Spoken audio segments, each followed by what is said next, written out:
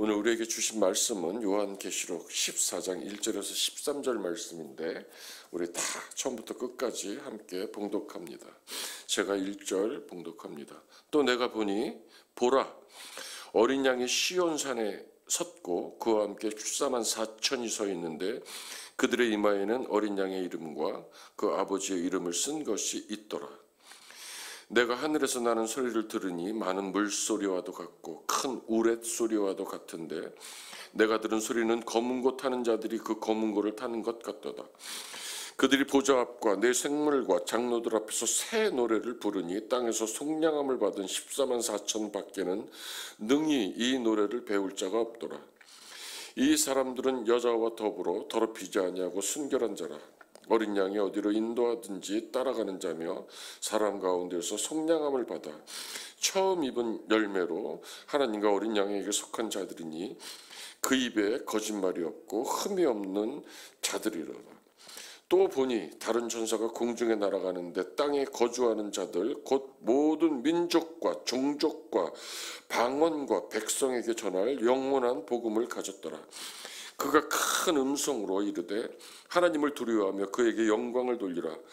이는 그의 심판의 시간이 이르렀음이니 하늘과 땅과 바다와 물들의 군원을 만드신 이를 경배하라 하더라. 8절 또 다른 천사들 곧 둘째가 그 뒤를 따라 말하되 무너졌도다 무너졌도다 큰 성 바벨론이여 모든 나라에게 그의 음행으로 말미암아 진노의 포도주를 먹이던 자도록 하더라.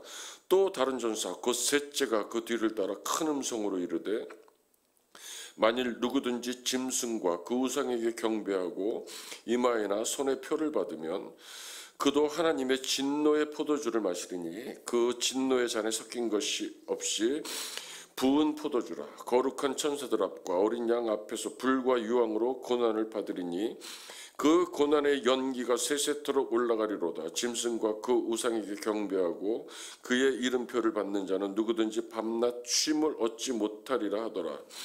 성도들의 인내가 여기 있나니 그들의 하나님의 계명과 예수에 대한 믿음을 지키는 자니라. 또 내가 들으니 하늘에서 음성이 나서 이르되 기록하라. 지금 이후로 주 안에서 죽은 자들이 복이 있도다 하시매 성령이 이르시되 그러하다. 그들이 수고를 그치고 쉬리니 이는 그들의 행한 일이 따름이라 하시더라. 아멘. 오늘 본문은 14장에서 요한은 그 세 개의 환상을 보게 됩니다. 이 환상들은 12장, 13장에서 본 것들과는 다른 환상이면서도 서로 연결이 됩니다. 용과 짐승들을 따르며 짐승의 표를 받게 되는 심판의 환상, 거기에 대비돼서 어린 양을 신실하게 따르며 고난과 박해를 받는 사람들이 받게 될 구원의 환상이 주어집니다.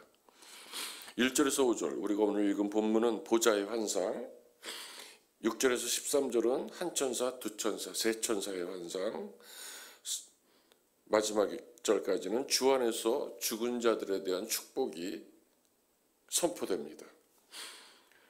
요한이 다른 각도에서 보는 이 새로운 환상들, 그 계시는 어린 양이 시온산에서 14만 4천 명과 함께 서 있는 것이었습니다. 놀라운 광경이었고 7절에 이어서 두 번째로 보는 광경이지만 요한 스스로도 하나님의 계시를 목격하면서도 굉장히 놀랐을 것 같습니다. 시온산이 상징하는 것은 성경에 너무나 많은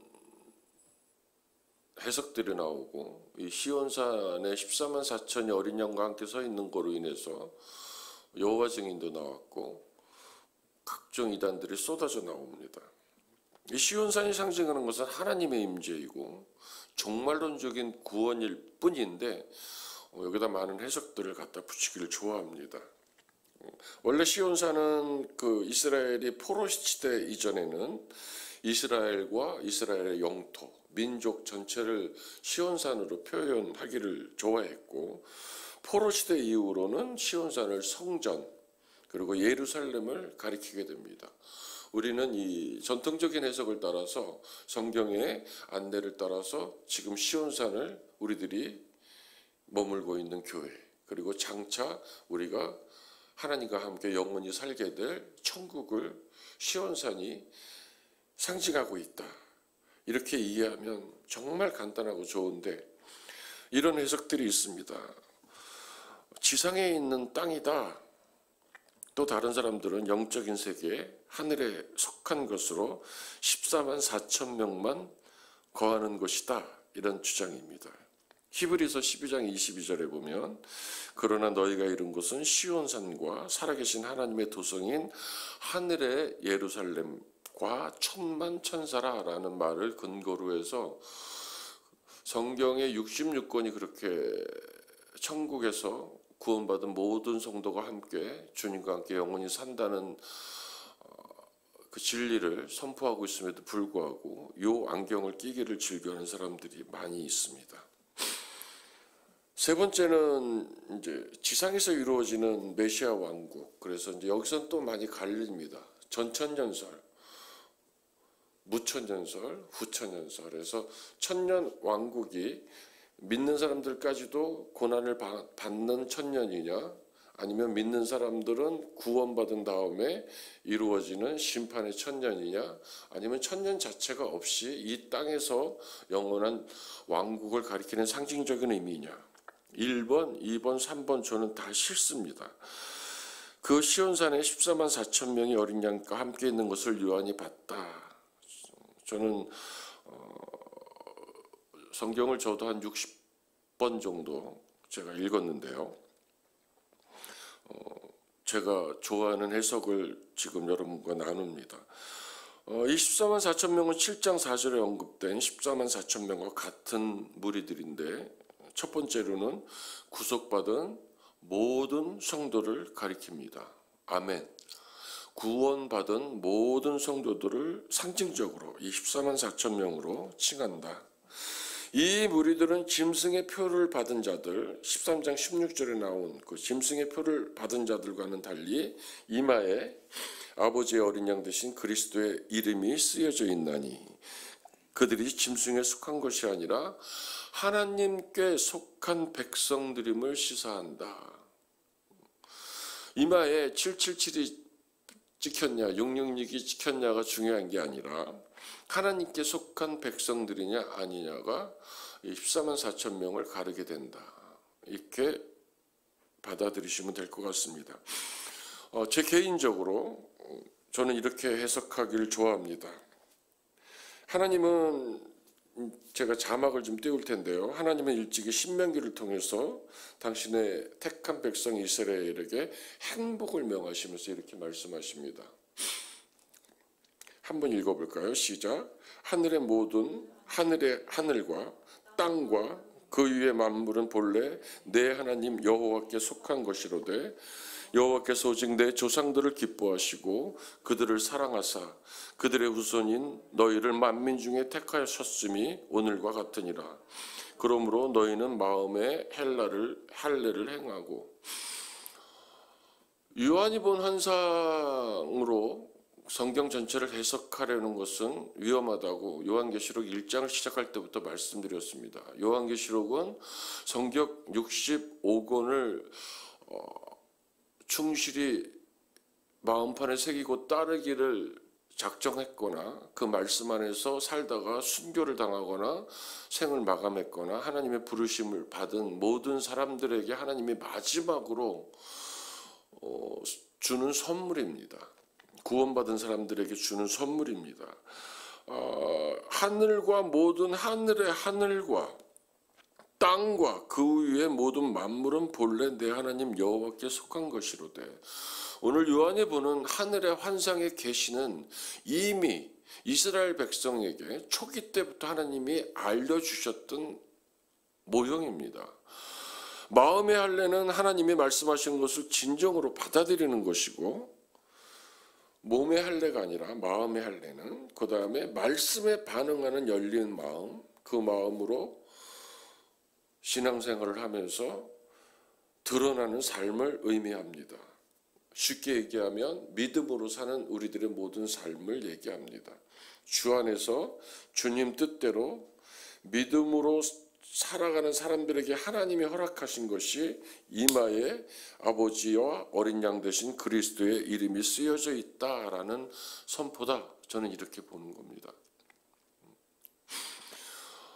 어떤 숫자로 드러나는 우리들의 인생을 재단하는 것이 아니라 우리들의 믿음의 삶의 모든 여정이 상징으로 드러난다. 이렇게 제가 표현합니다.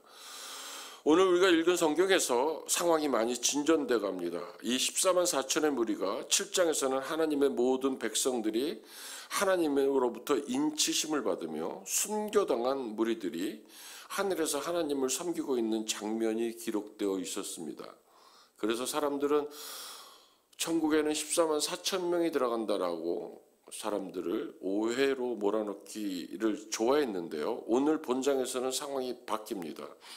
구속받은 모든 성도들이 이 땅의 종말론적인 나라에서 부활하여 어린 양과 함께 서 있는 것을 나타내는 겁니다. 간단하죠? 구속받은 모든 성도들이, 믿음으로 살아온 우리들이 나중에 부활하여서 어린 양과 함께 서 있은 그 광경을 요한이 미리 봤다. 이런 선포입니다. 감격스럽습니다. 이제 고난을 이기고 승리한 성도들을 환영하는 천사의 노래가 14장 2절에 울리기 시작합니다. 이처럼 우리가 지상에서의 승리가 하늘나라에서는 기쁨이 되는 것입니다. 스데반이 순교당해서 하늘에 올라갔을 때 제가 가끔 예를 들지만 우리 예수께서는, 어린 양께서는 너무너무 기뻐서 일어서서 스데반을 반기는 모습이 성경에 나옵니다. 이 땅에서 구속함을 얻은 성도들, 하나님으로부터 새롭게 창조된 무리들이 새 노래로 땅에서 화답합니다. 오직 예수 그리스도의 보혈로 지식과 마음과 생명이 새로워진 새 사람만이 부를 수 있는 이 새 노래를 구속함을 얻은 자 14만 4천, 즉 지상의 모든 족속 중 그리스도의 피로써 하나님께서 사서 드려진, 단번에 드려진입니다. 그 사람들이 부르는 노래입니다. 그들은 하나님의 인을 맞은 사람들이고 어린 양의 피에 옷을 찢어서 씻어서 희게 한 자들입니다. 저를 한번 보시죠. 굉장히 어렵죠. 월요일 아침부터 이렇게 진지하시면 안 되는데. 포도나무 성가대가 어저께 성가를 합니다. 하늘에 계신 우리 아버지, 이름이 거룩히 여김을 받으시오며, 우리가 일주일 동안 그 찬양을 연습하고 적어서 하고 합니다. 그 나라가 임하옵시며, 그 나라는 통치다. 요한계시를 통해서 우리가 배웁니다. 하나님이 임재하신 곳이 하나님의 나라다. 우리가 이 땅에 살면서 하나님의 임재 가운데 하나님과 동행하면, 우리 왕정원 목사님이 그렇게 간절히 매일매일 반복하시는 포도나무 대신 왕 대신 주님과 함께 동행하며 살면 우리의 삶의 현장이 하나님의 나라가 되는 거고, 그 나라가 14만 4천 명이 거하는 요한이 본 나라인 것입니다. 아멘? 쉽죠? 어떻게 그 얘기를 합니다. 제가 연습하다가 이분들은 찬양하기 전에 하나님의 나라가 임하는 심령이 되기를 위해서 우리 포도나무 성가대원들이 열심히 기도하고 마음의 할례를 받기 위해서 미움을 덜어내고 하나님 앞에 부족한 것이 있으면 연습하는 중에 막 우시는 분들도 많이 있습니다.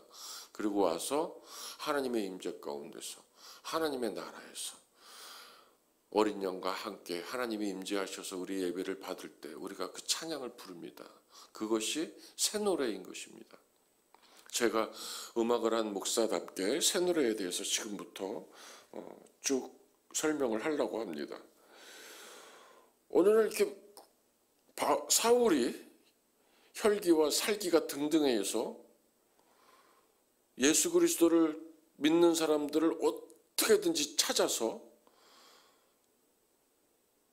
살해 죽이거나 그를 넘기려고, 공회에 넘기려고 걸어가고 있는데 수많은 무리들과 함께 사울을 따르는 무리들이 꽤 많았습니다. 수백 명이었습니다. 갑자기 다메섹 도상에서 예수님이 찾아오십니다. 제가 이번 수요일 날 할 설교 내용인데 찾아오십니다. 바울이 찾은 것이 아니라 주님이 자기 때가 되어서 바울을 쓰시겠다고 찾아오십니다. 예수 그리스도를 만납니다.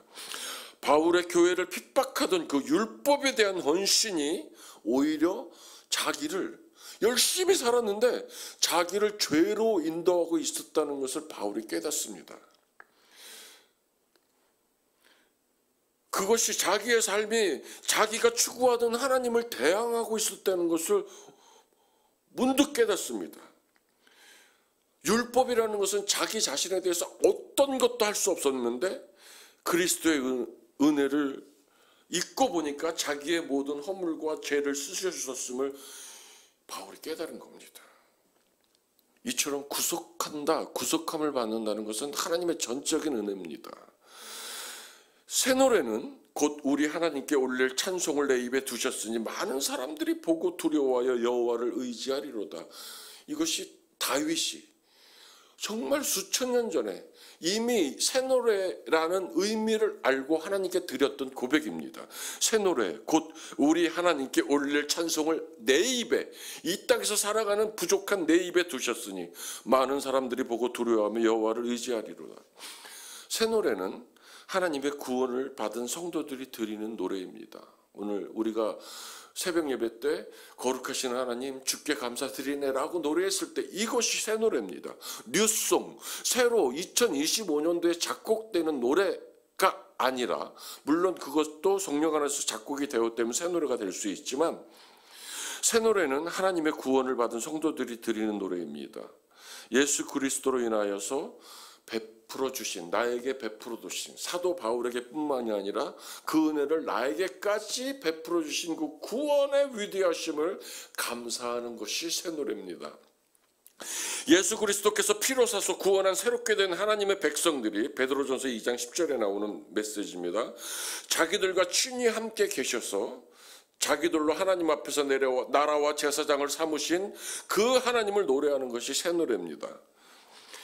하느님으로부터 새롭게 창조된 무리들이 땅에서 구속함을 받은 성도들이고 14만 4천으로 상징되는 새 사람들이고 새 노래를 배울 수 있는 사람들이고 부를 수 있는 사람들이고 그리스도의 피로서 하나님께 사서 드려진 사람들입니다.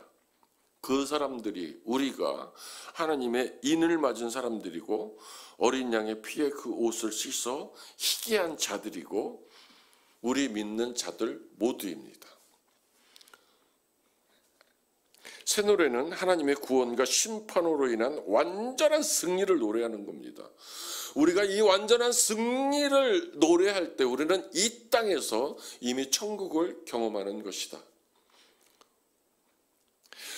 하늘에 계신 하늘의 하나님을 내 삶의 현장으로 끌어내려서 우리 삶에서 역사하게 만드는 것이 찬송이고 기도고 예배다. 아멘. 구원받은 성도가 하나님의 놀라운 구원의 역사를 노래할 때는 언제나 그 내용과 의미가 하나님의 임재 안에서 새로운 마음과 영으로 부르게 됩니다. 이 노래를 새 노래라고 합니다. 그렇기 때문에 이 새 노래는 궁극적으로 종말론적인 의미를 가지게 돼요. 그래서 제가 이제 대학에서 이제 이렇게 기독교 대학에서 음악을 가르칠 때 작곡을 해와라. 그래서 이제 가스펠송, 복음송들을 이렇게 가지고 오면 제가 보는 내용은 교과서적인 내용입니다. 1. 이 찬송가 가사가 구원받은 은혜를 노래하고 있는가. 2. 종말로적인 하나님의 임재를 노래하고 있는가. 세 번째, 생존하시는 하나님께 감사하고 있는가. 그 메시지에 맞지 않으면 아무리 아름다운 곡이라도 저는 새 노래에 포함시키지 않았습니다. 빌립보서 3장 20절 우리 한번 자막에 띄어지는 거 한번 읽겠습니다. 시작. 그러나 우리의 시민권은 하늘에 있는지라 거기로부터 구원하는 자 곧 주 예수 그리스도를 기다리노니. 자, 오늘 보면 어린 양의 인도를 따라 어디든지 따라가는 그 그 무리들의 모습이 보입니다. 그것이 바로 우리가 그리스도를 따르는 사람들을 상징적으로 나타낸다고 말씀드렸습니다. 성도들입니다. 영적 군대입니다. 큰 창녀 바벨론으로 상징되는 로마, 아니면 지금 이 땅에서의 세상의 권세에 굴복하지 않으며 음행, 우상 숭배에 빠지지 않으며 영적 전쟁에서 승리하는 우리들입니다. 그 입에 거짓말이 없고 흠이 없는 자들이며 어린 양과 같이 온전한 희생을 드리는 자들입니다. 시간이 없어서 첫째 천사, 둘째 천사는 이제 심판을 경고하게 되는데, 하나님이 사랑하는 사람들에게 채찍을 대시고 징계하시는 것처럼 이 심판도 하나님께서 사람들에게 회개하라고 하나님의 사랑을 가지고 간절하게 외치는 하나님의 복음인 겁니다. 심판도 하나님의 복음입니다. 40일이 지나면 니느웨가 무너지리라. 하나님은 심판을 명하지만 니느웨 사람들은 그 심판의 말씀을 듣고 회개해서 심판 밖으로 피신해서 구원의 반열에 오릅니다. 셋째 천사가 큰 음성으로 경고합니다. 짐승의 표를 받고 황제, 세상을 숭배하는 자들, 회개하지 않는 자들에게 이 심판이 내려집니다. 불과 유황으로 타는 고통을 당합니다. 문자적으로는 밤낮 쉼을 얻지 못하는 극심한 고난이지만, 쉽게 얘기하자면 그들은 영원히 하나님과 분리되는 것입니다. 이것이 가장 무서운 겁니다. 이 땅에서 그렇기 때문에 하나님과 분리된 삶을 살고 있는 사람들은 이미 심판받은 사람들이고 하나님의 구원의 반열에 오르지 못한 사람들입니다. 제가 우리 처의 아버지를 우리 아버지라고 그랬는데, 평생 처음으로 아팠는데 그것이 암이었습니다. 그래서 의사가 석 달밖에 못 산다 이렇게 선포를 내립니다. 그래서 제가 가서 그때 제가 대학에 강의하고 있을 때인데 겨울에 아팠기 때문에 시간이 다 나서 석 달을 우리 장인어른을 간병을 했습니다. 대변이 안 나와서 장인어른의 항문에 제 손가락을 놓아가지고 대변이 나오게 했더니, 그때부터 우리 장인어른이 마음의 문을 열기 시작했습니다. 한 달 남았을 때 아버지 사실 날이 한 달밖에 안 남았어요. 제가 말씀을 드렸고, 우리 아버님이 그 사신 한 달 남은 인생을 받아들이셨고, 그때부터 제가 전도하기 시작합니다. 하나님과 분리되는 것은 그냥 이 땅에서 흙으로 돌아가서 영원히 없어지는 것이 아니라 영원한 지옥에서, 불과 유황으로 타는 지옥에서 하나님과 분리된 삶을 사는 것이 구원받지 못한 지옥의 삶이고, 아버지 지금 제가 따라하는 말을 따라하시고 고백하시면 영원한 천국에서 이 14만 4천의 무리가 되어서 함께 하나님을 찬양하며 영원히 사는, 고통도 없고 죽음도 없고 아픔도 없고 쭉 설명을 했습니다. 하나님 나는 죄인입니다라고 기도를 시켰을 때 한 10분 15분을 입을 꽉 다물고 꼼짝 안 하십니다. 사탄이 묶인 것을 쉽게 풀어놓을 리가 없죠. 쭉 제가 그리스도의 보혈의 피해 설명을 드리고 고백을 따라하고 맨 나중에 예수 그리스도의 이름으로 기도합니다 할 때 또 안 따라하십니다. 한 15분 후에 그 고백을 따라하신 다음에 오랫동안 우는 아버지를 바라보면서 내가 울었습니다. 정말 하나님의 나라가 임하는 것은 이처럼 정말 엄청나구나. 우리 박은나 권사께서 필리핀에 가셔가지고 아무 집에나 들어가서 한국말로 그분들을 붙들고 기도를 시키고 찬양을 시켰다는 얘기를 듣고, 이 권세야말로 하나님이 허락하는 권세 아니겠습니까? 제가 결론을 맺습니다. 성도는 하나님의 계명과 예수에 대한 믿음을 지키는 자들입니다. 오늘 말씀에서 이렇게 얘기합니다. 그러하다 그들이 수고를 그치고 쉬리니 이는 그들이 행한 일이 따름이라. 세번역으로 제가 한번 쉽게 번역해 읽어드립니다. 그렇다. 그들이 수고를 그치고 쉬게 될 것이다. 그들이 행한 일이 그들을 따라다니기 때문이다. 하나님의 말씀 안에서 살기 위해 말씀을 순종하는 삶을 살기 위해 믿음을 지키며 사는 모든 이들을 우리 하나님께서는 오늘 성도라고 부르십니다. 인내와 수고를 통해서 그 믿음을 지킨 이들에게 하나님께서는 온전한 안식, 영원한 안식을 약속하십니다. 어제 우리 왕정은 담임 목사님을 통해서 성경 말씀이 들려질 때 제 귀가 번쩍 뜨였습니다. 오늘 설교의 결론이었기 때문에 너무너무 감사했습니다. 그 은혜를 나누는 것으로 오늘 설교를 마무리합니다.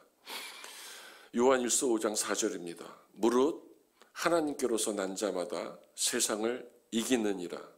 세상을 이기는 승리는 이것이니 우리의 믿음이니라. 아멘. 믿음을 갖고 계십니까? 믿음을 가지셨으니까 새벽에 주님의 성산으로 달려오셨겠죠.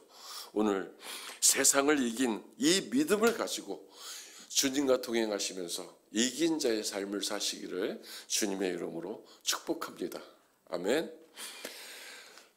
성도들의 인내가 여기 있나니 그들은 하나님의 계명과 예수에 대한 믿음을 지키는 자니라. 계시록 14장 12절 말씀입니다. 이 말씀 붙들고 하나님, 조금 힘들어도, 조금 어려워도, 아니면 나에게 허락하신 그 비전과 꿈이 조금은 더디 이루어져도 하나님의 때까지 인내하며 말씀을 붙들며 주님과 동행하며 인내하겠습니다. 성도들의 인내가 여기 있나니 그들은 하나님의 계명과 예수에 대한 믿음을 지키는 자니라. 내게 허락하신 이 믿음을 지키며 승리하는 삶을 살게 하시옵소서. 우리 주여 한번 외치고 통성으로 기도합니다. 주여! 하나님 감사합니다. 새 노래를 내 입에 두셨으니 감사합니다. 구원받은 감격을 가지고 늘 하나님을 찬양케 하시니 감사합니다. 하나님의 인내를 가지고 믿음의 길을 지키게 하시고 하나님의 나라를 선포하게 하시고 몸된 교회를 세워가게 하시니 감사합니다. 내 삶을 통해서 하나님의 나라가 이 땅에 임하게 하셨으니 또 하나님이 영광 받아 주시옵소서. 이 인내를 지키며 믿음 안에서 이기는 자의 삶을 살게 하시는 하나님, 이제는 우리를 위하여 영원한 도성이 예비되었으니 하나님이 이제는 우리가 그 영원한 도성에 올라가서 하나님의 영원한 그 14만 4천의 무리들과 함께 구원받은 모든 성도들이 어린 양과 함께 영원히 찬양하며 살 날을 고대합니다. 하나님의 하지만 이 땅에서 하나님의 나라가 임하여서 그 복과 그 존귀함과 그 권세와 그 능력을 이 땅에서도 누리며 살 수 있도록 하나님의 우리에게 역사하여 주시옵소서. 아멘, 아멘. 우리 요한일서 5장 4절 말씀, 무릇 하나님께로 부터 난 자마다 세상을 이기느니라. 세상을 이기는 승리는 이것이니 우리의 믿음이니라. 이 말씀 붙들고 오늘 우리가 가지고 온 기도의 제목들을 가지고 자유롭게 기도하시다가 돌아가시기 바랍니다. 우리 주여 한번 다시 한번 외칩니다. 주여!